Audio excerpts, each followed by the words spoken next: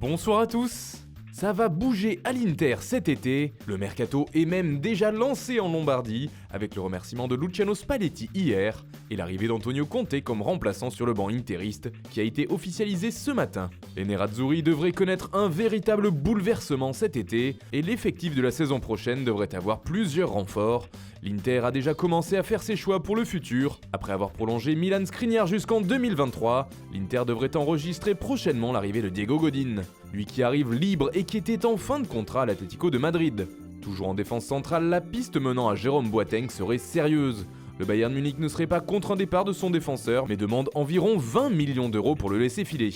L'Inter cherche aussi à se renforcer au poste de latéral droit. Danilo de Manchester City ou encore Youssef Attal de l'OGC Nice sont notamment visés. Concernant ce dernier, le PSG serait également sur le coup. Enfin, Conte aimerait beaucoup faire venir Victor Moses qu'il avait sous ses ordres à Chelsea. L'international nigérian sera encore prêté par les Blues du côté de Fenerbahçe la saison prochaine. En attaque, il va y avoir du sang neuf, Edin Dzeko, Nicolas Pepe ou encore Malcolm sont notamment évoqués. Alexis Sanchez est également suivi par les Transalpins, il serait d'ailleurs poussé vers la sortie par Manchester United, mais d'après la presse italienne, c'est un autre mancunien qui aurait la priorité d'Antonio Conte. Il s'agit de Romelu Lukaku en contrat jusqu'en 2022 avec les Red Devils. Du côté des départs, Keita Baldé, prêté par l'ASM, devrait faire son retour en principauté cet été. L'Inter ne compterait pas non plus sur Joao Mario. Enfin, le gros dossier du mercato sera celui de Mauro Icardi. L'international argentin a récemment avoué son désir de rester à Milan. Cependant, il continue d'affoler le marché. La Juventus, l'Atlético de Madrid et le Real Madrid suivraient tous son cas avec attention.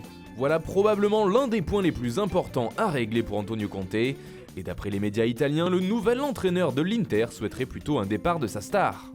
En Angleterre, les choses aussi vont bouger, en particulier du côté d'Arsenal. Après une défaite en finale d'Europa League contre Chelsea, les Gunners vont dégraisser à tout va cet été. L'absence de Ligue des Champions l'an prochain va peser lourd dans le budget des Londoniens. D'après les médias outre-Manche, l'enveloppe serait d'environ 50 millions d'euros pour le prochain mercato hors vente. Il va donc falloir laisser partir plusieurs joueurs et c'est d'ailleurs la volonté du club, se séparer en priorité des gros salaires. Mesut Özil, Shkodran Mustafi et Henrik Mkhitaryan sont annoncés partants. Même Laurent Koscielny pourrait faire ses valises. On parle beaucoup d'un retour en Ligue 1 pour l'ancien Merlu. Le Stade Rennais a notamment été évoqué parmi les destinations possibles de l'international français. Au niveau des renforts, Unai Emery apprécierait beaucoup le profil de Thomas Meunier, également suivi par Manchester United. Le PSG aurait fixé son prix à environ 25 millions d'euros. Au milieu de terrain, Arsenal aimerait trouver un remplaçant à Aaron Ramsey et cherche actuellement du côté de l'Argentine.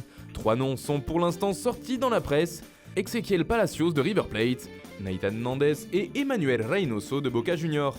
Et puis c'est officiel, Olivier Dalloglio est le nouvel entraîneur de Brest. Libre depuis son départ de Dijon, le coach a signé un contrat de 2 ans avec le Stade brestois. Un jeune joueur va quitter l'AS Monaco. Renaël Pierre-Gabriel, latéral droit de 20 ans, va s'engager avec Mayence. Un accord de principe a déjà été trouvé entre le club allemand et celui de Monaco. Et enfin, c'est officiel, Diego Carlos est la première recrue du Séville FC. Le club espagnol a annoncé avoir trouvé un accord avec le FC Nantes concernant le défenseur central. Ce dernier s'est engagé pour une durée de 5 ans en Andalousie. Voilà, c'est tout pour aujourd'hui, bonne soirée à tous et rendez-vous demain pour de nouvelles informations sur le mercato.